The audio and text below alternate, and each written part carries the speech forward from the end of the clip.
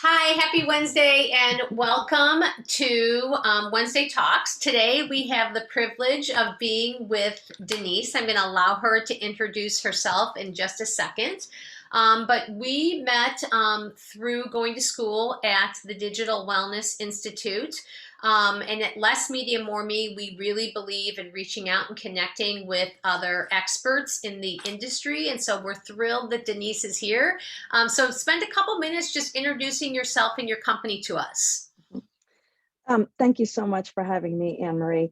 My name is Denise DeRosa. My business is Cyber Sensible. I'm a digital wellness coach and founder of the company. And in my company, my goal is to help people to use technology meaningfully, productively, responsibly, and safely, and to find digital balance in a tech-heavy world. So I do this through workshops, through one-on-one consulting, and through speaking engagements. So that's my business, and I also blog and write about these things as well. So that's me. I love that. So we just finished May, which was Mental Health Awareness Month, and you and I were talking earlier that that was a really good opportunity for people in the digital wellness space to kind of be a little more direct talking to people, right, about the potential issues, concerns, problems with technology as it relates to brain health or emotional well-being. But I want to talk a little bit today about privacy. And again, we talked earlier about, and I love that you differentiated this. So, talk a little bit about how young adults and their relationship to privacy, but then also talk a little bit about how young adults are viewing what their parents are sharing about them in privacy. So, two different things, really. And I love the way you talked about both of them. Two very separate things. So first of all, when it comes to just our overall privacy, when it comes to data collecting, it's actually kind of talked about now as like the surveillance economy, right? Where all these companies are pulling so much information about us, and that's like, it's a gold mine for them, right? So there's a difference there, because those of us who grew up pre like the technology, pre the smartphone age, pre having all these different apps, right? We value our privacy in a very different way than our teenagers do. And so one thing that I found out is, like, when I'm talking to students, middle school or high school students, in any kind of a setting, and I'll talk to them about how much information they're being tracked in, and they always kind of go, who cares, right? If I have this app and I'm carrying it around, and because of it, I get ads for things that I'm more interested in, or I see content that I'm more interested in, then really, what do I care, right? It's working for me. So in that sense, kids have a very different, and teenagers, I mean by kids, have a very different kind of understanding and acceptance of a lack of privacy, okay, in some sense. What I think that they don't understand, and what I think that even any of us that are in this business have a hard time fully understanding and communicating, is how much actual information there is about us. I mean, these data collection on us is so minute, and they're getting every little detail of, like, how we scroll, what we slow down on, right? If we're more likely to buy something that's black than something that's brown, if we engage with content that is shown in this light, or we like things that have more of like a summer background, things like that, like every little tiny detail, so that they're actually coming up with like an avatar that is 99% us, right? And so they can almost predict what we want before we want it. So that's something that I think that we really need to get out there and help people to understand. But then also, when it comes to this difference between parents and teenagers when it comes to privacy, what we're finding is that, teens are very upset that their parents have created this like digital profile for them and define them in a way that makes it hard for them to define themselves. So if you're a parent and you have been, basically vlogging about your child, right, and posting every little thing that they do, we understand, like, I understand you want to celebrate their successes. you want to reach out to get help when your teenager is challenging you in a way that you don't understand. But be very careful about identifying them personally with any of those things, right? So on the one hand, you might want to say, oh, my son is a basketball star and he's playing great. And maybe you share some videos, right? But don't define him. Don't post too much about him. Don't make it all about you either, right? Let him be able to create his own digital profile when he's ready for it. So I think that's the problem, is that parents are sharing too much information, minutia of information, that is both good and bad. Right. I totally agree. And we Mhm. were talking earlier that there's a way to do that. I love that you shared that thing about sharing some information about them playing basketball. But Mhm. even if you were talking about like a child who had sleep disturbance or Mhm. ADD or was Yeah, struggling in math, and you're in a parent group, there's a way to ask a question that you can say, my son is struggling with ADD, and you're not saying where they go to school, how old mhm. they are, what their name is. You're not, so it's a Right. broader conversation. Right, right. It's a conversation where you're reaching out, you're trying to get help and connection on an issue without without saying my son's name, he goes to this school, he's in this grade, he's taking this class, right? Peace. So, find a way to get the help that you're looking for without burdening your child with this like tracking of like exactly who he is and what he's having trouble with in math, right? Um, and I do hope too that if you're in any of these groups where your child has ADD or other kind of challenges, that there is a sense within the group that we're here to protect each other, right? This is a safe space for us to share without pointing out things about other people, right? Or further sharing something about somebody. Yeah. And I love that.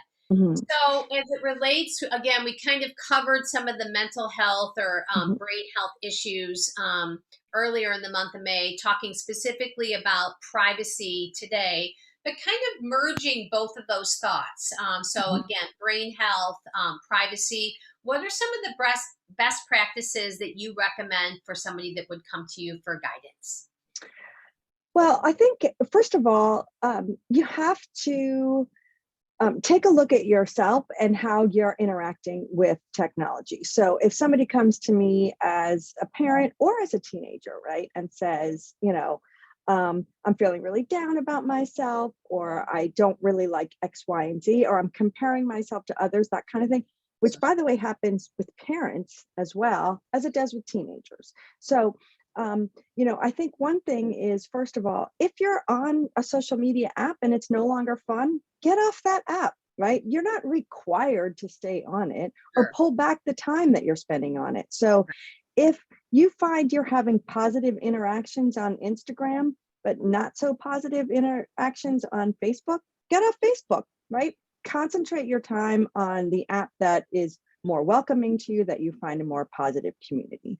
I think that's one thing that can be, general to everybody, right? Some of us might not like TikTok that much. Some of us might not like Twitter that much. Twitter is actually my favorite because it's not so much me, it's more of sharing information. So I really like Twitter, although of course I have seen a ton of bullying on Twitter as well. So you have to find you have to find your crew.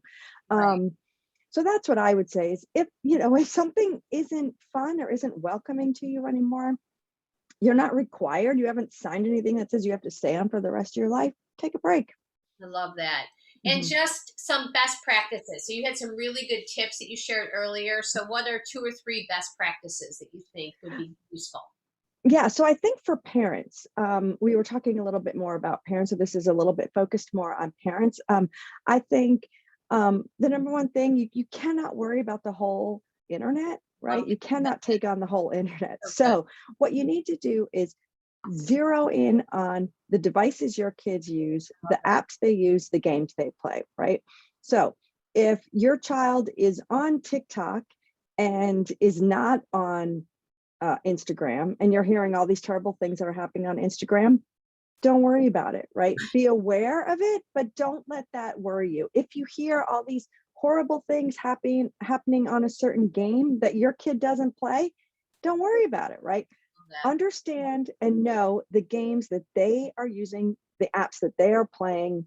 I mean, the apps that they are engaging with, and the sites that they visit, right? So you So know kind of what they're doing and understand how they work, love that. understand like what the game is, and then you can say, okay, so they're on this device, they play this game, they're on this social media app. Let's go through these things and see what are their privacy and safety settings that are available, what tools are available to make this a safer environment for you, and how can we go through this together and kind of check off like the different things that will make it a more safe environment for your teen and for you to feel more comfortable allowing them to do this when you're not in the room. Super good. I love that. And Yeah, you also talked a little bit about that you didn't do contracts. I love that you said yeah, that, but you right. so you navigated a little different. Yeah, I think with contracts for me anyway, it wasn't. I, I don't have that kind of relationship with my child, like Yeah. to say we're going to do like we don't have like a legal kind of, like a Right. lawyer client kind of thing. So instead, what I have a checklist that I go through, and I can share this with we can share this with the viewers Perfect. of this for you, where I say, okay, let's go through this checklist together. So first, we're going to go through, what are my kids' favorite games and what are their apps? Okay, what are those safety tools available on these games and on these apps? And then we're going to talk about standards for online behavior within these apps. So, you're going to be nice online. You're going to be kind online.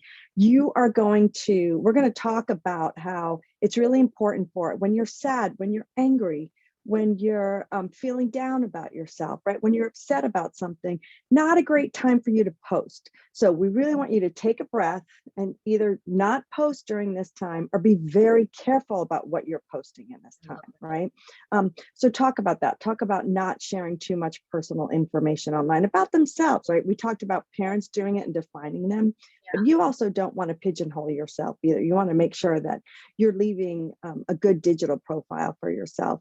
Um, and then, maybe you have something like, okay, during school, these rules are going to apply, right? So for that, I'm going to say that I want you to close all of the other tabs that don't relate to school, while you're in Good school, idea. um, or while you're doing your homework, right? Good idea. Or I'm going to make sure that all these apps are closed or that your phone is not near you when you're in class or when you're doing homework, right? Whatever it is. So you go through these checklists together and say, this then will make me feel comfortable that you know how to use technology responsibly and productively, right? Because if you have 100 different things coming at you, you can't get anything done, Right. right? All of us know this, right? We need time away from it too. And I want to see you outside. I want to see you exercising. I want to see you taking time away from technology. And then finally, and what I think is one of the biggest things, the thing that I think is really super important for parents is to model good digital habits. Yeah. So if you see your child always has their face in their phone or is brings their phone to the dinner table or doesn't look up when they're in a crowd, that kind of thing, check yourself first. Is this something that you do? Do you put them off when they want to talk to you because you have to send one more email or you have to send one more text? Are you bringing your devices to the dinner table? Are you bringing your devices to the sidelines of their basketball games or to their performances in the school play, right?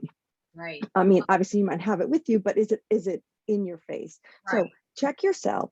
Make sure that you are using technology responsibly and you're putting tech into perspective, so that they can model, they can follow what you model, not just what you say. And it's not to say, any of us that have teenagers that, oh, because I do it this way, they're going to perfectly follow. But, they're eventually, all this is going to eventually seep in. Right. Totally agree. And Yeah. it is about giving grace, right? Like, and we Mhm. do, it is funny because I do primarily talk to high school and college age adults, Mhm. where a lot of the issues with them are their parents' relationship with technology, in Mhm. particular, what they've shared about them and those type of things. But one of the things that we keep coming back to is that there has to be grace. We are also the first generation to parent with technology, right? Mhm. So while growing up in this digital age is definitely, confusing and trying and troublesome and awesome and Mhm. great and scary and all those other things, those exact same things exist for people that are parenting for the first time with Yeah, technology, right? yeah, So I think right, that we forget right. that. So we're going to stumble along, right? We're going to make some mistakes, right? I think I think sometimes that is um, what we don't allow ourselves to do Right. as parents more than anything else is to make mistakes, is Yeah. to choose the wrong path at one time. Like at some point, we have to say, um, you know what? I'm learning this also as I go. And that's why I don't like the contract either, right? I prefer it to Okay. be more of a discussion because it's like, Yeah, let's try this. Let's see how this works, great. and then if your kid comes back to you and says, hey, we did these settings and it's not really working, or you said that I could only get on my device at this time, but really my friends are on at this time, Love or that. whatever it is, like you want it's a living, breathing, working kind of interaction, just like parenting, right? Yeah, They're gonna learn from you. They're also gonna teach you. So it's a give and take relationship. having So I love think it's moving really forgiveness. important, Yeah, yeah, I for love us to um, be open to changing and be love open to learning and growing, right? It's what we want for our kids and what we need to do as parents as well. absolutely. That's so Yeah, awesome. Well, thank you for taking the time to talk to us. We will, thank you. I'm going to stop the recording in just a second, but Mhm, in the body of this, we will share all of Denise's contact information, her mhm. websites, and different ways you can follow her. And that'll also lead you to that list that she was talking about. So, Right. thank you so much for taking the time out of your busy day to be here and to help share some best practices with us. Thank you for having me, Anne Marie. It was a pleasure. Yeah.